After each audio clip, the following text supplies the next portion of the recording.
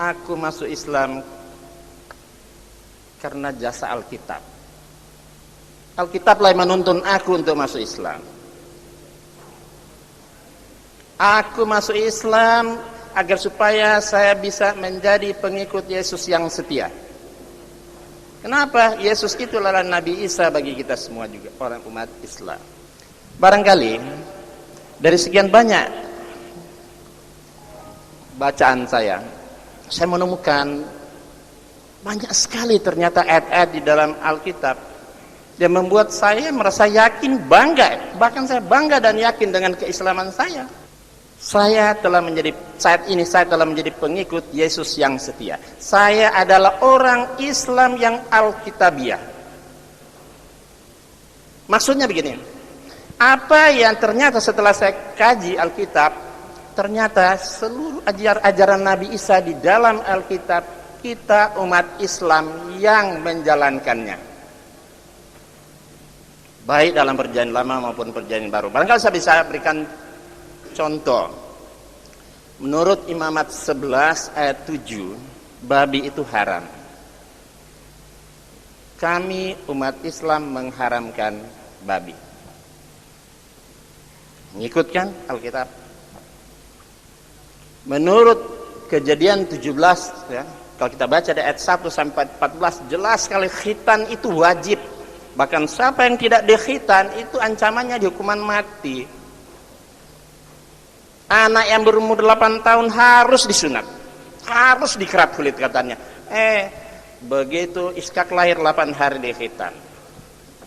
Nabi Zakaria lahir 8 hari dikhitan. Paulus pun lahir 8 hari dikhitan. Yesus Nabi Isa lahir 8 hari dikhitan.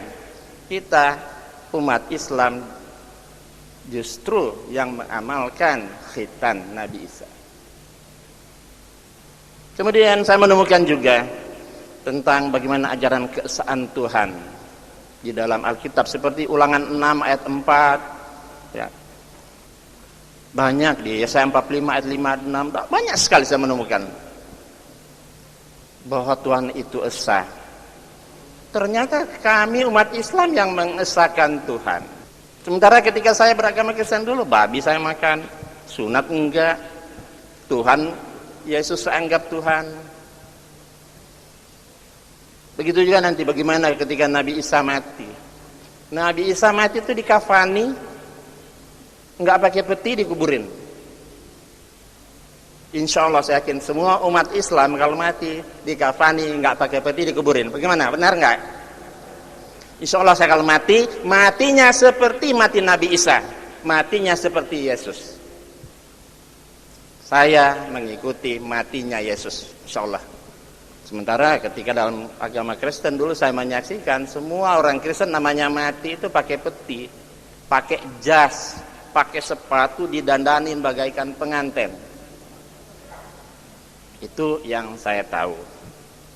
Kemudian bagaimana masalah patung? Di dalam Alkitab jelas sekali, Keluaran 20 ayat 4 dan 5 dan banyak ayat-ayat lain. Allah mengancam, nggak boleh membuat patung dalam bentuk apapun kemudian kita sujud menyembah. Nah, ketika dalam Katolik justru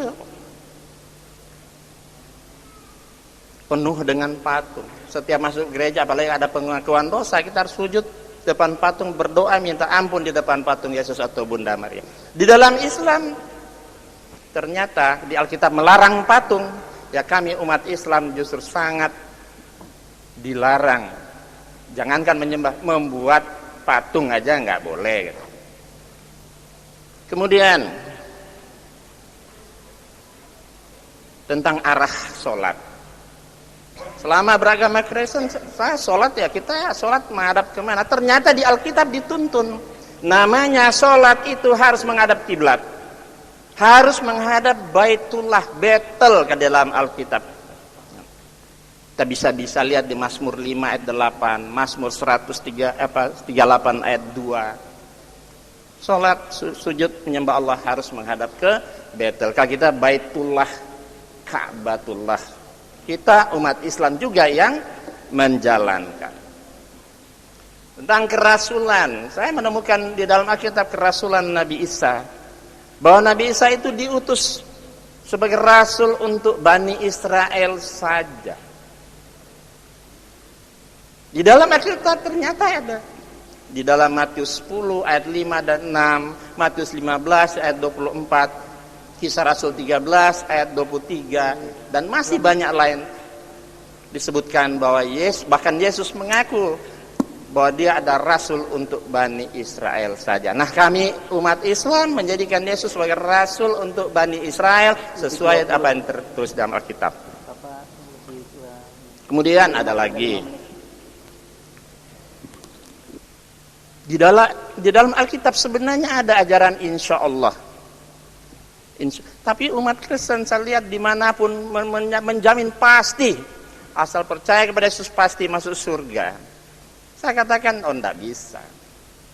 Kalau kita lihat di dalam Yakobus 4 ayat pasal 4 ayat 13 sampai 17, itu jelas sekali, apabila kamu mengatakan sesuatu yang kamu belum tahu, belum pasti, harus kamu mengatakan jika Allah menghendaki.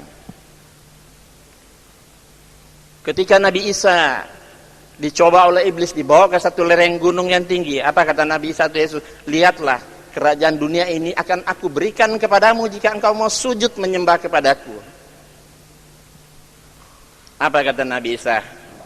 Enyala engkau iblis, sebab ada tertulis hanya kepadanya saja kamu menyembah.